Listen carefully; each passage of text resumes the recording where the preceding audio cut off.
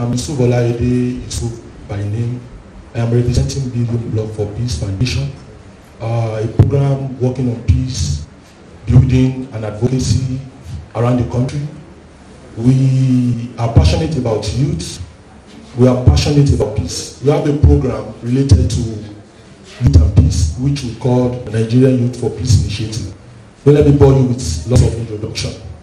I am ably representing Rafiu Lawal, the Director of Building Block for Peace Foundation. My Oga seated, Dr. Dayo, my Babas. Good morning, everybody. Our friends at TAMIP, passionate youths and peace builders across the globe. It is my pleasure to be in this gathering to discuss what the future void of religious freedom holds for youth, for young people. All over the world, let me be precise, in Nigeria, we are witnessing gory sins. People are killing each other because of religion. Quite unfortunate. We all understand that religion should be a source of harmony, it should be a source of unity, it shouldn't be a source of discord. Like you, we agree with me that when you look up the north or you come down the south, we are all divided along one line. I don't know why it is, but along two lines, let me just put it that way. If it is not ethnically, we talk about religion. We are not always divided on intellect. We are not always divided on intellect. What we discover at the very thing like political is being discussed. We see people divided on religious lines, on ethnic lines. So in this wise, we are going to be talking about religion, peace, as it relates to youth. Religion is like a pair of shoes. Find one that fits you, but don't make me wear your shoes. So says George Carlin. Here, we are meant to understand that religion of yours and of mine is my and your own version of truth. I am not supposed to be forced to wear your own truth. I am not supposed to be forced to put on the toga of your religion. This is what we were made to understand. I do have an adage in Yoruba that says, if we are not divided, if we are divided, if we are coexisting partly, I have forgotten what the Yoruba adage actually says, but let me see if I can remember maybe later.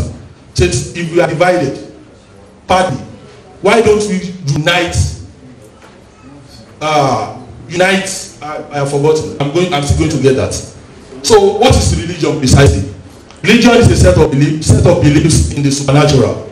We believe that there is somebody existing somewhere that is supernatural, above myself, above everybody in the whole wide world. Usually, religion is tied towards a supreme being that controls the physical. We say the physical, it controls the unseen to some too. But followers of these religions, they are strongly encouraged to gain converts. We are strongly encouraged, like I have my own religion and you have yours. Everybody has his own religion. We are encouraged to gain converts, people who will believe in our own idea, and in so doing become our religious faithful. In the same line, it is a major part of an individual's identity. Like a friend will say, that religion cannot be removed from humans. Some people will say they don't believe. That you don't believe is still a religion to me. And I think it is to everybody like that. The traditional worshippers, they have their own beliefs too. Their belief is still a religion. Like we have it among the Muslims and among the Christians. Then here we are going to be talking about religious freedom. Legally, we have a fundamental human right, which dictates that everybody practice his or her own religion. Article 18 of the 1948 Universal Declaration of Human Rights puts it straight to us that everyone shall have the right to freedom of thought, conscience and religion. This right shall include freedom to have a religion or whatever belief of choice. Whatever belief, it could be wood, it could be anything. Thus is just to accept that the person has religion, and he or she should not be treated based on that religion. Another thing, it is supported, fundamental human right is supported by Article 18 of 1966 International Covenant on Civil and Political Rights. Then practice. Religious freedom involves freedom to change belief. I can decide to switch from my religion now to maybe I may decide to be worshiping wood. It is none of anybody's problem. And another thing, I noticed that practice freedom to change beliefs. Okay, under attack all over the world. Okay, religion is under attack. Freedom to change belief is under attack all over the world, especially in Africa, Europe, Asia, and in the Middle East. I have heard of a circumstance when I was in the university. A boy actually converted to a religion, and he was denied tuition fee by his parents. To the extent that he could not forge ahead. He had to go and apologize again and converted again back into that religion. This is not so. There are times we lose our children, successful ones among them, just because they are not practicing what we believe. If you notice all around the world, especially in Africa, people do say we are more religious in Africa than in other countries. But unfortunately, as we are religious, we are even more corrupt. That is just one of the characteristics that nobody can remove from us. The more we are religious, we have churches, we have mosques, we have traditional houses, we have worship centers around the globe, around the country. Unfortunately, I don't know what is happening. It is as if this religion is even not telling us to shun corruption. It is as if, I did not say it is not telling us. It is as if it is not telling us to shun corruption. Because we all have the same belief, or we have different belief. Why is it that some people, my own representative from your own state, who has a belief, another one from your own state, who has a belief, converge somewhere to loot our country's fund? Is religion not working there? But unfortunately, when politician wants to use religion to achieve their aim, they come to us as youths, as people around their constituency, and tell us, okay, vote for this person, he is a Muslim. Vote for him, he is a Christian. Nobody is telling you that so person graduated from MIT. There was a time I was asking Dr. Dayo, sometimes in the past, I asked him, why is it that Nigeria, okay, I asked him about something concerning somebody saying, okay, this abroad university graduates or this so they are not fit for us, they don't know our problem in the country. The person is actually saying that, okay, this person has everything, he has all it takes to become, let me say, the governor of the state. But people are now condemning the person. They said, oh, don't mind him, he's an overseas politician, he just came back and he wants to ride on us. Then I asked Dr. Jawo, is anything bad in somebody having touches of overseas education and coming down to Nigeria to say I want to become the governor? He said there is nothing bad. Then I noticed in Pius Adeson's one of his articles in the past, somebody graduated from MIT. If you by mistake find yourself in MIT, you are supposed to be thanking God. That person graduated from MIT, then he had the intention of becoming a local government chairman in Lagos. Then they said, we cannot vote for you, we don't know you before. Even if you don't know him before, they started dividing along. This person graduated from so university. He at least has an intellect. There's something, a common saying abroad, that if you graduate from MIT, you have a very high tendency to be successful in life. Because you have been remolded. You have all it takes to lead. And the person graduated and was, you can imagine. Then another thing is intolerance of religion. It's often co-sponsored by government. Government are the ones sponsoring intolerance. Let me just put this straight to us. If there's an opportunity now, maybe in Oyo State, or in Osun, or in Ogun, for an assistant so in the so department, you will hear, is he a Muslim? I know he's not a Muslim. He does not even believe. Hallelujah. And like that. Up there, you hear, is he a Muslim too or a Christian? No, we cannot use him. What do you expect? We already have a Muslim. A Muslim, we have already done this. This unity that we are talking about. Anytime we want to put people forward, we should not be looking at the religion. The first thing is, are they morally and are they capable? The moment we discover they are capable, the rest is issue. The rest is issue, but it is not the order of the day in the country. The lack of religious freedom leads to violent clashes. We have seen it in Jos, in Lagos, even in Ibadan at some point in time. When I was young, I heard of one in Nigeria, and they were clashing on over religious issues. Next slide. The religion in Nigeria, like my pastor said the other time, Nigeria is a secular state. According to section 10 and 38 of the 1999 Constitution of Nigeria, Nigeria is recognized as a secular state. Nigeria has no religion. It practices none, but it recognizes all. Simply put, that Nigeria has no religion, it practices none, but it recognizes all. So my father seated here now, like I do. My father will tell you, you are son of Adifa Kota. How come Adifa Kota in my name? Okay, you are son of Adifa Kota.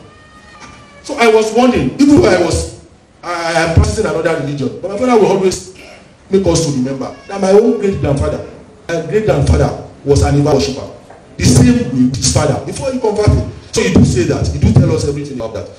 That one in essence is telling us that we have to appreciate ourselves. What do I say of my grandfather now? Do I start cursing him? If my grandfather were to be alive, will I raise sword against him? That is one question that we all need to be asking ourselves. The major religion that Islam and Islam, Christianity and traditional religion. That one is sacrosanct, deeply politicized and drivers of conflict. We say religion in Nigeria is deeply politicized and drivers of conflict. The reason why we are saying this is that if you notice that religion is becoming politicized, somebody will just be saying, okay, all this religious body, they do stand up maybe when somebody is given a particular position in the country, they say he's not a Muslim. You can imagine somebody from you went to select a Muslim from the south. How come? Why did you select Alaji so? Then somebody from the north will also be talking that of all the Muslims in this environment, why did you go to Kaduna South to select a Christian? Why?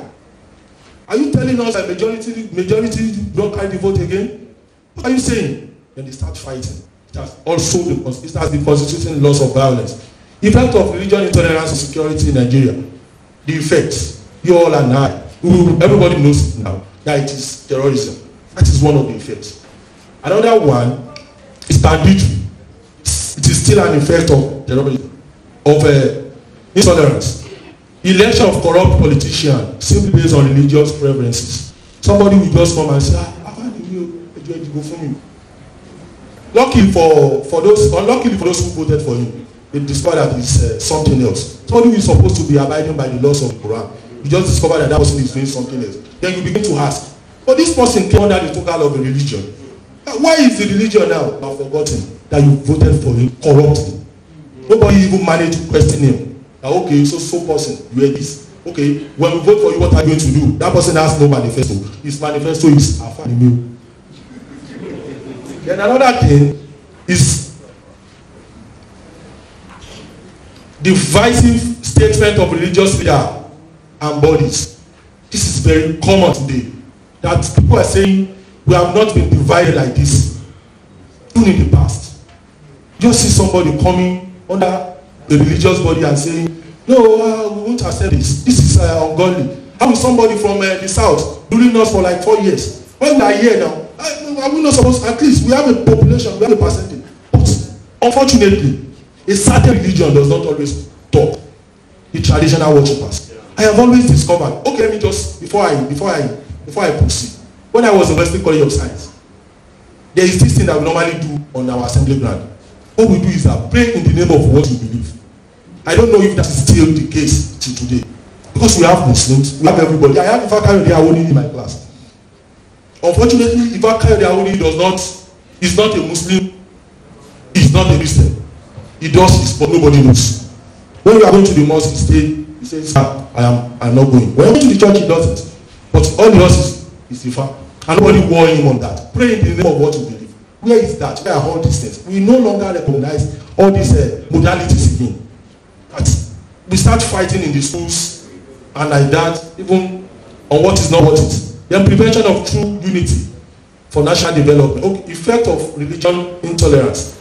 Religion intolerance this time around, the solution to it is okay, religious intolerance prevents true unity for national development. I have said it, that we are always divided on religion. We are always religiously divided. We are not intellectually divided. We don't see somebody as being intellectually low or of low capacity when it comes to, okay, we want to say somebody should fight for this position. What we say is that person is not a Muslim, he is not a Christian. We have seen it. The problem is the Boko Haram are penetrating in the north. At some point in time, it's moved very closer to us in the southwest and in other places as well. But thank God, it is still. Then the victim of Jos interreligious crisis. In a conference like that, I saw a guy whose parents and families, they were killed. The whole of his family were killed in the just crisis. And somebody had told me, we had a footballer too, whose parents died during the Kaduna Man so riot. I cannot remember again. Young people. In all, young people, we are always the class that suffers the chaos between two religious bodies or three. When you notice any religious fight, the youths are always the class that suffers most.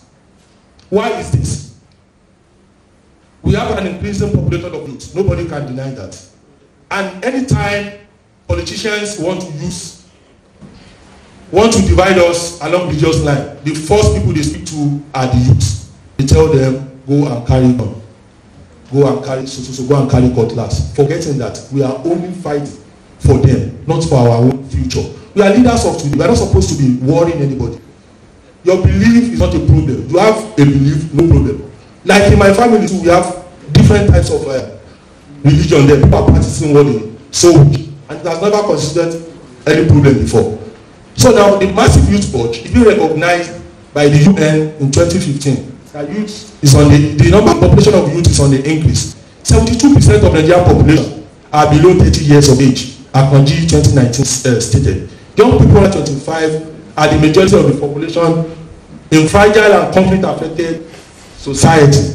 UN stated in 2015 that what is saying is that we are mostly affected during religious tribal war. All these wars are actually affecting the youth. Young people between let's say 25, less than between 19 and between 29, which we have now, and 18. The next slide. Young people and religious intolerance in Nigeria.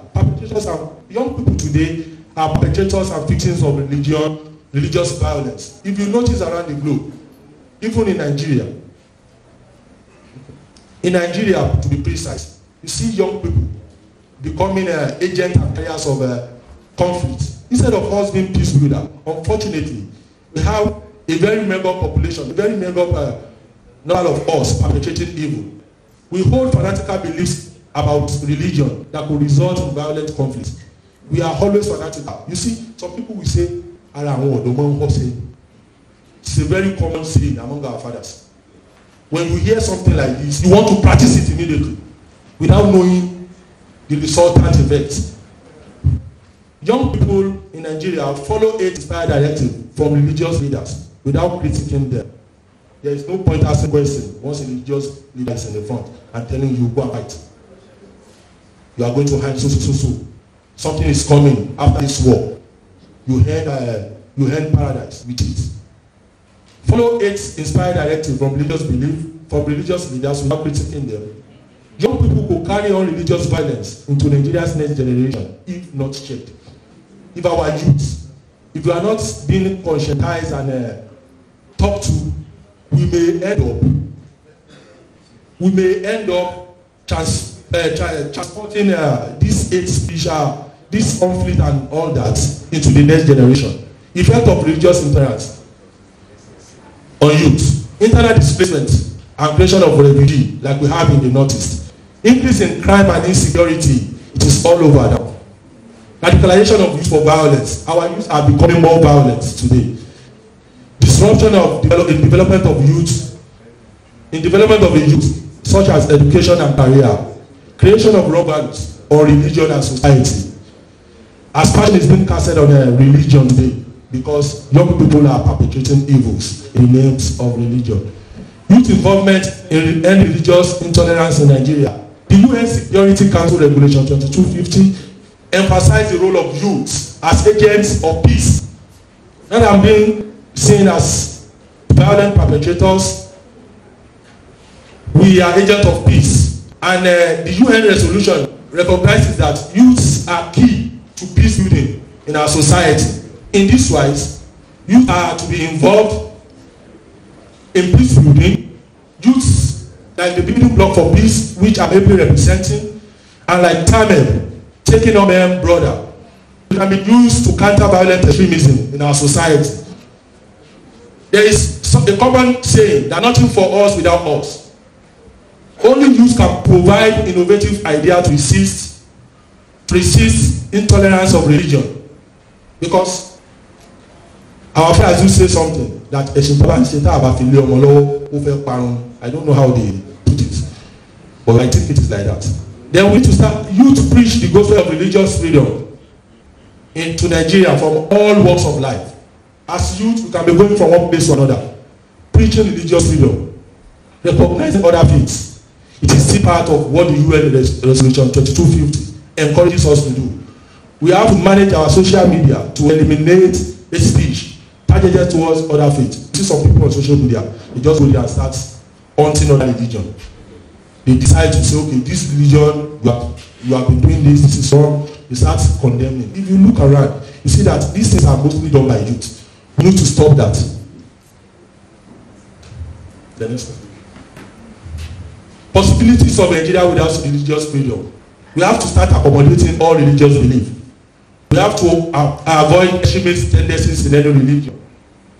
Build bridges across different faiths to resist any incitement by elders to eat up the polity. Then we start investing in education. Education. We have to start investing in conferences, in lectures that are going to bring harmony, unity in diversity.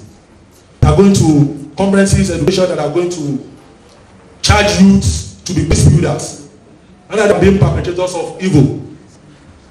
The next. Thank you for the honor done us. I am grateful to come in and to host it.